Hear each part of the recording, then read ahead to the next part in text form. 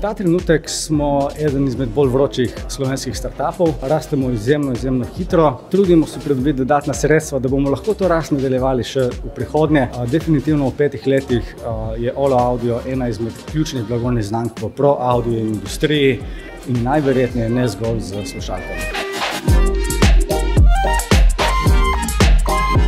Najbolj enostavno je tako, da imaš odličen produkt. Druga zadeva je ta, da si izjemno komunikativen, odprt in se jih ne smeš bati. To je največja poanta. Vedno vsak startup, ki želi pristopiti do velikih zvenečih imen, se mora tega zavedati. Vsi so samo ljudje, vsi imajo e-maile, vsi imajo Facebooke, Instagrame in tako naprej. Pošlješ mail, sporočiš, kdo si, kaj želiš, jasno poveš, kaj želiš v zameno in probaš. Načeloma nekdo se vedno odzove. Prva stranka je bil Chris Brown. To je sloviti inženir v Abbey Roadu, to je izjemno poznan studio v Londonu, v katerem so snemali recimo Beatli.